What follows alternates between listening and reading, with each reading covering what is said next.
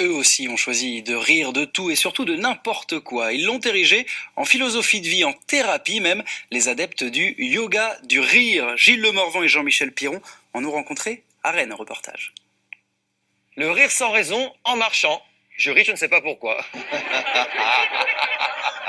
Comme l'époque ne prête pas trop à rire, on s'est dit que c'était l'occasion. Session de formation pour rire sans raison. Alors ce n'est pas un stage bidon, c'est très sérieux. 5 jours de perfectionnement pour devenir professeur de yoga du rire, encadré par Fabrice qui enseigne la théorie mais surtout des techniques pour rire comme des bossus.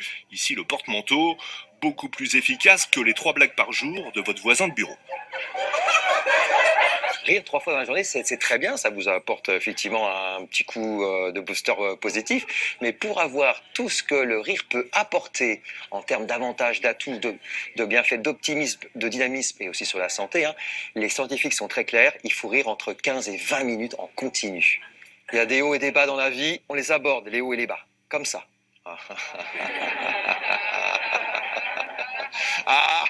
Fabrice est un disciple de ce médecin indien, inventeur de la discipline. Le but du jeu, oublier le mental, mais libérer le corps pour qu'il retrouve son âme d'enfant lorsque nous rigolions gratuitement, que nous étions heureux.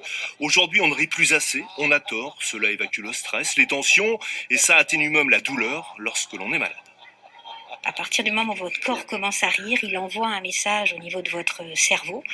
Et votre cerveau, lui, que votre rire soit simulé ou naturel, il va produire ce qu'on appelle une dose, c'est-à-dire des hormones du bonheur. C'est-à-dire que quand vous riez 15 minutes, ce qu'on fait dans nos séances, vous pouvez avoir 2 heures sans douleur. Hey!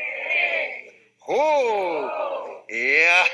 Si les stagiaires sont surtout des femmes, c'est parce qu'elles ont plus de facilité que les hommes à lâcher prise, aides-soignantes, sophrologues, coachs, etc.